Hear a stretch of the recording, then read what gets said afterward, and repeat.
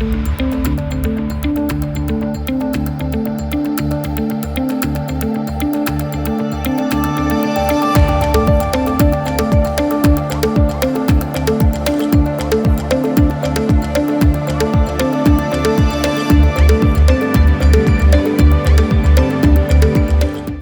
पहले तो मुबारकबाद, और इस अदारे को चलाने के लिए इन बच्चों के लिए बड़ा अच्छा सोच रहे हैं और बड़ी मेहनत कर रहे हैं, और इन बच्चों को वो एनवायरनमेंट देना फैमिली की तरह बड़ा ज़रूरी है। और मेरे ख्याल से जितने टीचर्स हैं जो इस अदारे को चला रहे हैं, मैविश मैम जैसे बात करी थी, जैसे आयशा ने काम किया है, जैसे इस अदारे को बड़ा करते जा रहे हैं, इन बच्चों को जो मैंने आज देखा बड़ा अच्छा लगा, और बड़ी अच्छी तरबियत और बड़ा अच्छा दुनिया का फिर देखे जॉब्स भी कर रहे हैं, एक मेंटली इनको बड़ा स्ट्रॉन्ग कर रहे हैं। तो मेरे ख्याल से इस वक्त ज़रूरत है, तो अच्छा भी लग रहा है, और हमें मिल के इनको सपोर्ट करना चाहिए, इस अदारे को सपोर्ट करना चाहिए।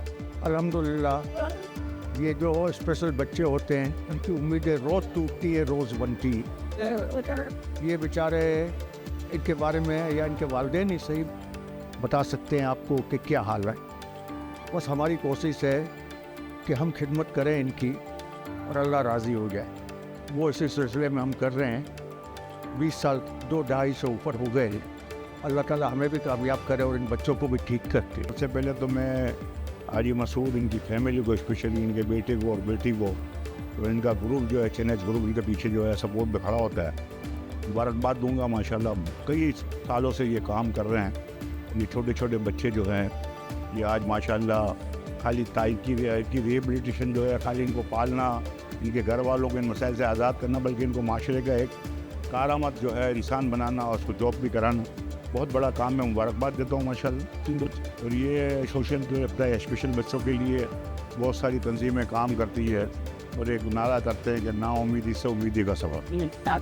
बच्चे जब घरों में पैदा होते हैं और जब उनको पता चलता है, वो बहुत नाउम्मीद हो जाते हैं। अगर ये ज़ैनबिया रिहेबिलिटेशन के साथ दूसरे इदारों में जब जाते हैं, उन बच्चों को ये जिम्मेदारी उठा लेते हैं वो टीचर, तो फिर वो एक उम्मीदी की तरफ चले जाते हैं। नाउम्मीदी से उम्मीदी का सफ़र जो होता है, ये जो बड़ा कठिन काम होता है, इन स्पेशल बच्चों को केयर करना। इनके जो असातिज़ा हैं जो उनको पढ़ाते हैं, जो इसमें इन्वॉल्व हैं, मैं सबको मुबारकबाद देता हूँ कि इसका अजर तो मेरा रब ही इनको देगा। वो दुनिया में बहुत अच्छा काम कर रहे हैं। स्पेशली जब इन बच्चों को संभालते हैं तो जो अफोर्ड भी कर सकते हैं वो फीस भी नहीं दे सकते हैं, और जिनको ज़रूरत होती है उनको और ज़रूरत भी पूरी करते हैं। अल्लाह इनको इसी तरह एक काम जो है कर रहे हैं, तरक्की और कामना नहीं दे। उसी तरह ये रिहेबिलिटेशन सेंटर जो है, दुआ तो होगी कि अल्लाह ताला ऐसे बच्चों जो है मतलब आगे पैदा ना हो, मगर जो है माशरे में उनको अच्छा मुकाम मिल जाए। अल्लाह इनको रज़ाए कहते हैं। बहुत शुक्रिया। देखिए 5% का कोटा है, लेकिन चूँकि एक्सेप्टेंस नहीं है सोसाइटी के अंदर, तो वो 5% कोटा भी रह जाता है, क्योंकि शायद व्हील चेयर और हेयरिंग पेड को तो अभी भी जॉब्स मिल जाती हैं, लेकिन जो IDD है, MR के अंदर है, वो बच्चे नहीं आगे बढ़ पाते हैं फॉर सम रीज़न। तो इस वजह से वो बहुत पीछे रह जाते हैं, और अगर कोई इन्हें जॉब दे भी देता है बिलफर्ज, तो वो सिर्फ़ और सिर्फ इसलिए दी जाती हैं कि चलो कोई रहम कर लिया या कोई सिंपैथी के लिए रख लिया, लेकिन उस तरीके से काम नहीं लिया जाता जिस तरह वाकई उसने कुछ सीखा हो। तो आज इसी हवाले से ये इवेंट भी है, और हमने जो अचीवमेंट्स की हैं माशाल्लाह, अब हमारे 8 बच्चे इस वक्त कहीं ना कहीं जॉब्स पे लगे हुए हैं। तो ये हमारे लिए बहुत एक बड़ी बात है कि ज़ीरो से हम जिस तरह आज यहाँ पे खड़े हुए हैं, तो इंशाल्लाह मैं चाहती हूँ कि ये और भी जो हमारे पास बच्चों की तादाद आज 8 है, तो कल 80 हो, कल इससे भी ज़्यादा हो। तो बस यही कोशिश है, यही हमारी ख्वाहिश है।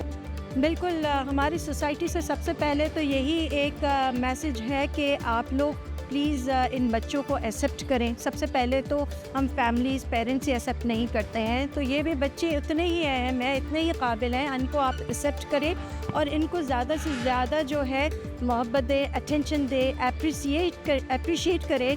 तो जब ये इनको अप्रिसिएशन मिलेगी, जब इनको हौसला अफजाई की जाएगी, तो उनका हौसला बुलंद होगा और वो खुद से कुछ करना चाहेंगे।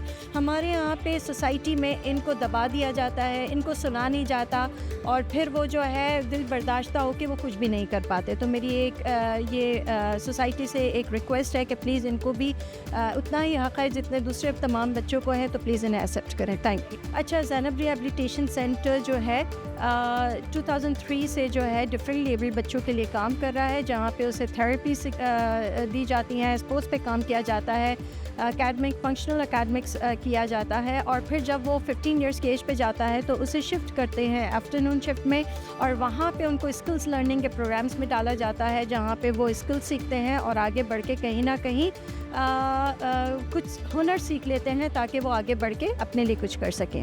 मेरे ख्याल से अल्हम्दुलिल्लाह ये जो तकरीब रखी है उसका मकसद यही है कि कुछ नए साल के साथ नए ख्वाब देखे गए, और उसमें जो सबसे बड़ा ख्वाब ज़ैनब हाउस का है वो यही है कि ना सिर्फ इन बच्चों की तरबियत की जाए लेकिन इन बच्चों को इस काबिल भी बनाया जाए कि ये अपने ऊपर सेल्फ डिपेंडेंट हो जाएं और अपने पैरों पे खुद खड़े रह सकें, अपनी फैमिलीज़ को सपोर्ट कर सकें।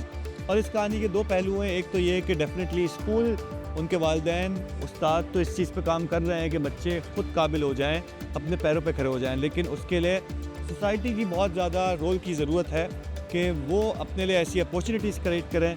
अपने छोटे कारोबार हैं, बड़े कारोबार हैं, किसी भी लिहाज से, किसी भी तरीके से इन बच्चों को अपने पास, अपने कारोबार के अंदर लेकर आने के लिए जो है एक ऐसी अपॉर्चुनिटी क्रिएट करें कि इनको भी वहाँ पे मौका मिले, और ना सिर्फ इससे आपके कारोबार के अंदर बरकत होगी, ना सिर्फ ये अपना नसीब लाएंगे, लेकिन आपकी वजह से, आपके कारोबार की वजह से इनका रोज़गार भी चलेगा।